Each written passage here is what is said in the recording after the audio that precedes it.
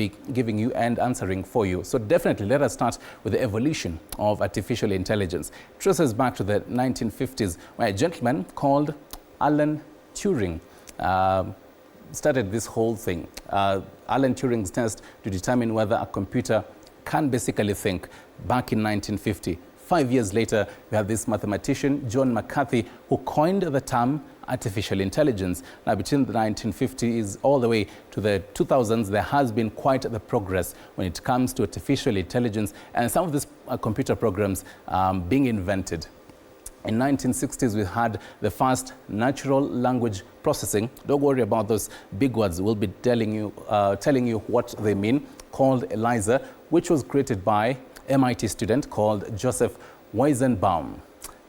A decade later, another MIT student invented something else, another natural language processing called Shaldu, which was created by Terry Winograd.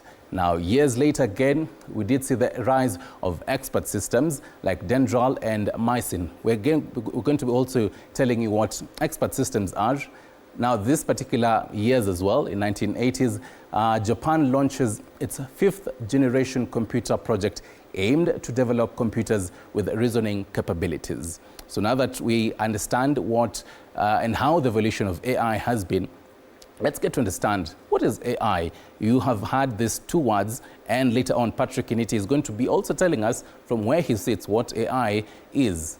So AI is basically simulating human intelligence into computers or machines to create the artificial aspect of it.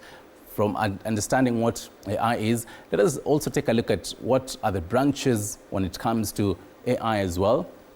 So the first branch is machine learning, which here the AI systems that learn from data without being explicitly programmed. You don't really have to give data to this particular machine.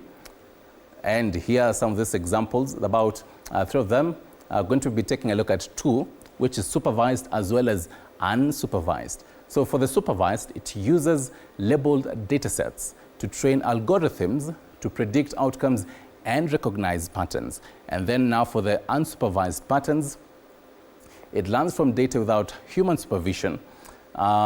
So those are the 2. So basically, for the supervised learning, you give it data.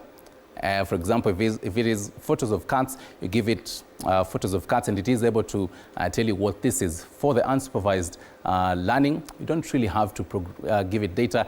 It finds it for itself. Interesting, right? Another branch of AI is the natural language processing that I was telling you all the way back in the 1960s, traces back there. It deals with the interaction between computers and the human language. Another branch of AI is robotics. This is a branch of AI that deals with the design and development of robots.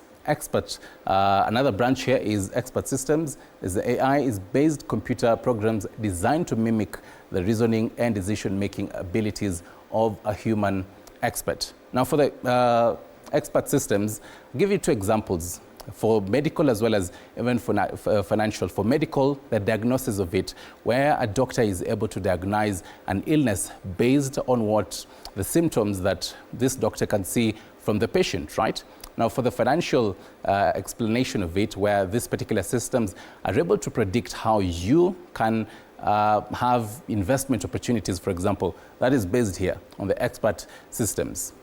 Now, let's take a look at the types, and there are majorly about 2 of them, or rather 3 actually, but then 2 that are common: narrow, or also commonly known as weak, which are designed to perform specific functions.